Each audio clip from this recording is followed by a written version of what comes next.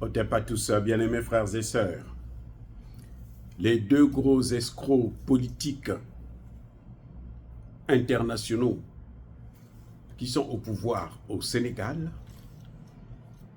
commencent à être confrontés à de sérieuses difficultés.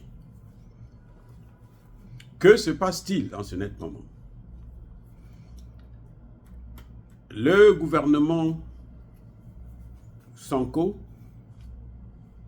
et le président Bassirou décident donc de, comment dirais-je, de dissoudre le Haut Conseil des collectivités territoriales et le Conseil économique et social et environnemental du Sénégal. Ils disent que ce sont des institutions budgétivores qui consomment beaucoup d'argent et autres, donc il faut les supprimer. Ok, très bien. Ils ont décidé de supprimer, ils ont supprimé. Mais ils ne peuvent pas appliquer, ils ne peuvent pas mettre en œuvre la décision parce qu'elle doit passer par un projet de loi, donc par la révision même de la Constitution, puisque ce sont les institutions qui sont prévues dans la Constitution. Et là, qu'est-ce qui se passe? Ils sont confrontés à l'Assemblée. L'Assemblée nationale du Sénégal dit non, nous ne voulons pas ça.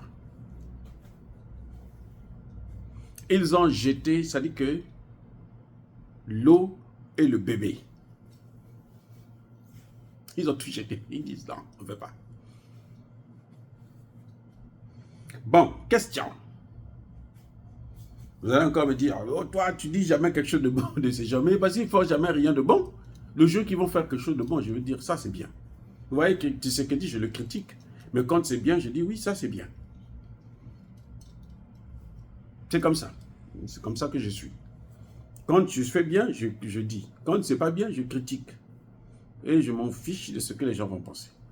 Alors, ils ont décidé de supprimer ces deux institutions. Ils passent par l'Assemblée nationale dit non. Alors, comment, écoutez bien, vous savez que vous n'avez pas la majorité à l'Assemblée. Et vous pensez qu'un projet de modification de la Constitution peut passer aussi facilement que ça. Mais ça, c'est se moquer des gens. Soit ils se moquent des gens, soit ils n'ont rien compris des institutions de l'État. Mais bien sûr, un projet de loi que vous voulez faire passer par l'Assemblée nationale, qui touche la révision de la Constitution, mais c'est grave. La révision de la Constitution, c'est l'acte fondamental. C'est-à-dire que c'est la matière première d'un État. L'État commence par la Constitution. C'est ce qui va répartir les pouvoirs et réguler, permettre de jongler. Donc c'est le texte le plus important dans un pays. Ce que vous voyez la Constitution. Il n'y a pas un autre texte qui est plus important que ça. Parce que la Constitution prévoit presque tout. Vous voulez modifier une Constitution, vous savez que vous n'avez pas une majorité à l'Assemblée et vous vous aventurez à faire passer un projet de loi comme celui-là. Mais attendez, c'est des amateurs ou quoi? Ils sont en train de jouer avec le monde. Ils jouent avec le Sénégal. C'est des amateurs. C'est comme s'ils ne sont pas partis à l'école. Modifier la Constitution quand vous n'avez pas la majorité. Tout ce que vous voyez modifier. Quand Alassane Ouattara a modifié la Constitution, il a la majorité au Parlement. Au Congo, là, Brazzaville, mon pays. Quand il modifie parce qu'il a la majorité au Parlement. Et il y a des mal là, qui vient de changer sa constitution là, parce qu'il a la majorité au Parlement. Vous n'avez pas la majorité, vous voulez modifier la constitution, mais pourquoi vous n'attendez pas quand vous aurez la majorité après les élections pour que vous puissiez vous décider? C'est vrai que vous ne pouvez pas dissoudre l'Assemblée nationale en ce net moment. Je crois qu'il faut attendre 6 mois selon la constitution sénégalaise. Mais 6 mois, ça passe très vite. Là, ça fait déjà au moins 3 mois que Bassirou est là. Entre 2 mois et 3 mois. Même plus. C'est depuis février-mars. Donc, vous voyez, il a déjà passé plus de 3 mois. Alors, attendez, 6 mois, ça passe très vite. Comme ça, tu dissous l'Assemblée, et puis maintenant, tu apportes des modifications.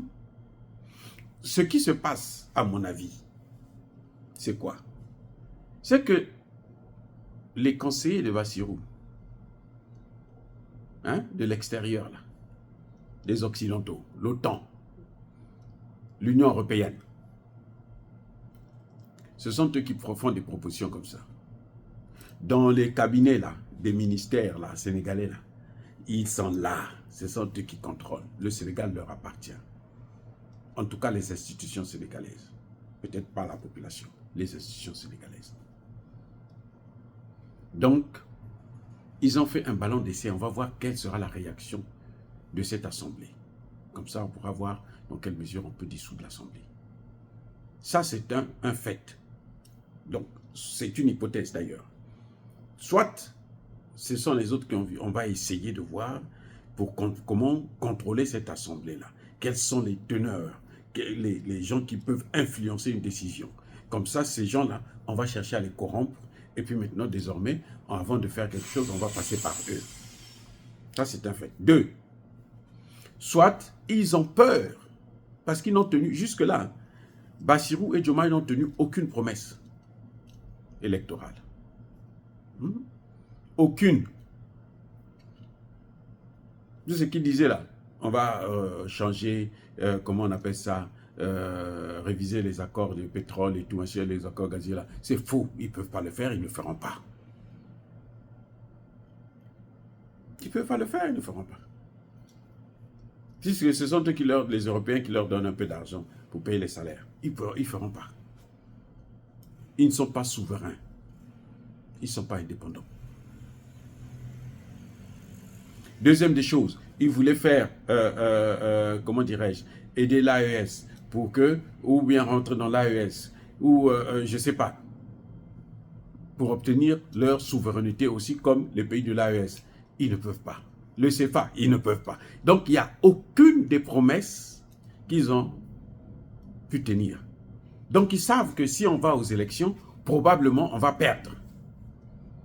Donc, essayons de forcer pour que maintenant, là, on puisse faire des modifications. Si ce projet-là a été passé, vous allez voir qu'ils allaient faire des modifications énormes par la suite. Vous voyez, c'est ça ce qu'on appelle l'aventure. C'est-à-dire que les deux gars-là ne savent pas ce qu'ils veulent. Ils n'ont pas une, comment dirais-je, une vision du Sénégal. Non, ils n'ont pas une vision. Leur problème, c'était « ôte-toi de là que moi, je m'y mette ». Macky Sall, va-t-on, moi, je vais prendre la place. Nous allons nous installer. C'est tout. Leur projet, c'était celui-là. Et ils ont obtenu ce qu'il fallait. Maintenant, ils ne savent plus quoi faire. Ils n'ont rien et rien dans les mains.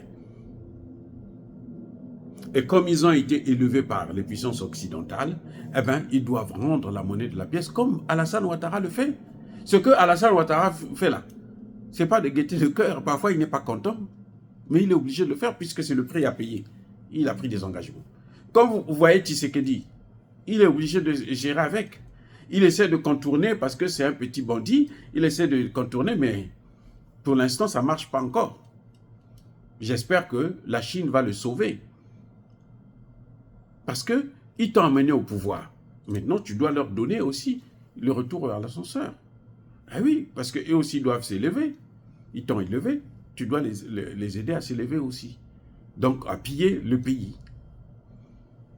Et ça, c'est les gens qui font ça, ils n'ont pas de projet.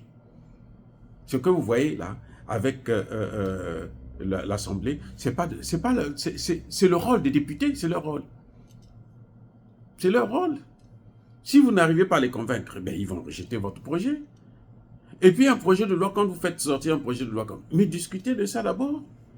parler de ça au niveau à la radio, à la télévision, avec des experts.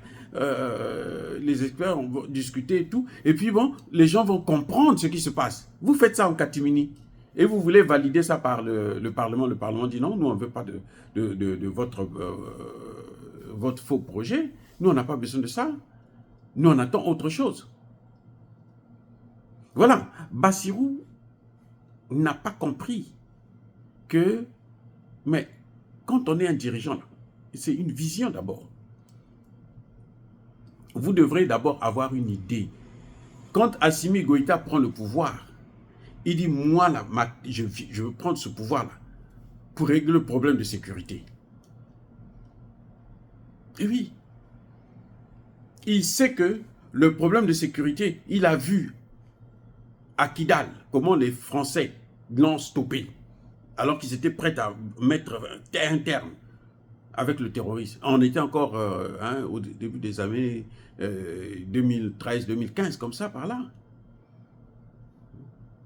Les Français l'ont stoppé.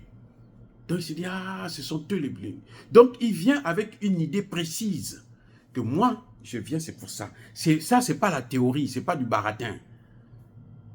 Ce que nous voyons là, la campagne, c'était du baratin.